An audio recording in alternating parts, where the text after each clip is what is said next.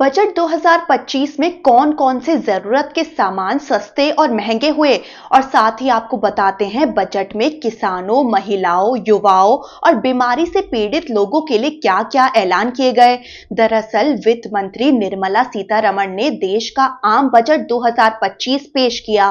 भारतीय अर्थव्यवस्था में सुस्ती और विकास दर पर उठ रहे सवालों के बीच इस बजट में अलग अलग वर्ग को राहत देने की कोशिश दिखाई दे रही है।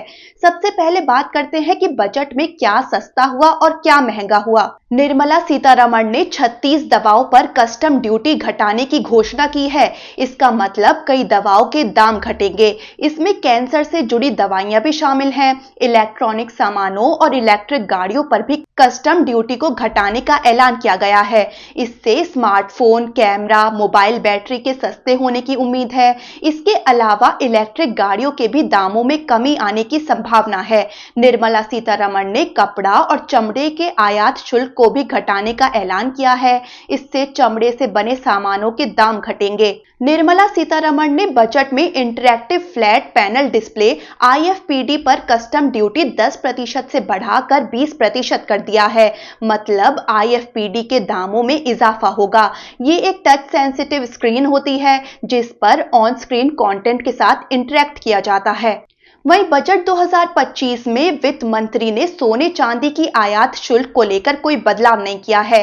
साल 2024 के बजट में सोने चांदी पर 6% आयात शुल्क तय किया गया था। वहीं वित्त मंत्री निर्मला सीतारमण ने इस बजट में मध्य वर्ग को बड़ी राहत दी है। ये ऐलान किया गया है कि 12 लाख तक की इनकम पर कोई टैक्स नहीं लगेगा।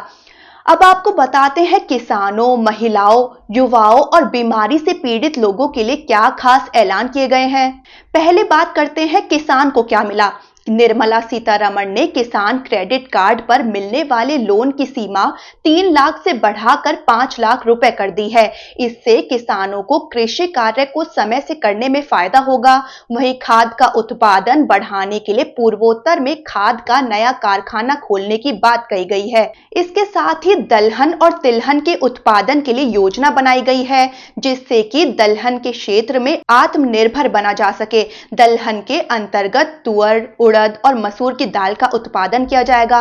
बिहार में मखाना बोर्ड बनाया जाएगा।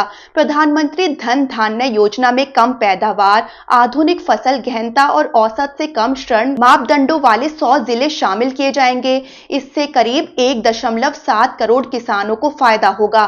फल और सब्जियों के उत्पादन के लिए भी प्रावधान किए गए हैं।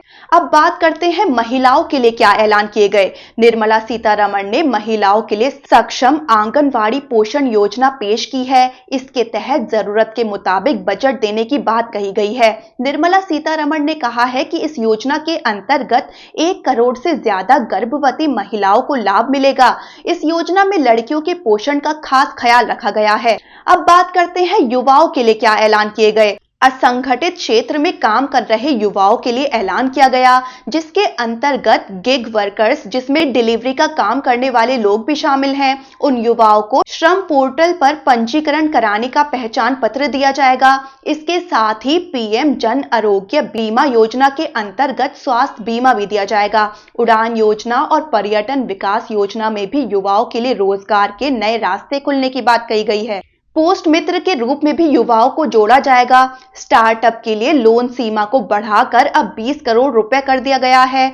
ये अब तक 10 करोड़ रुपए था। ये 27 अलग अलग क्षेत्रों में दिया जाएगा। अब बात करते हैं बीमारों को राहत देने के लिए क्या ऐलान किए गए।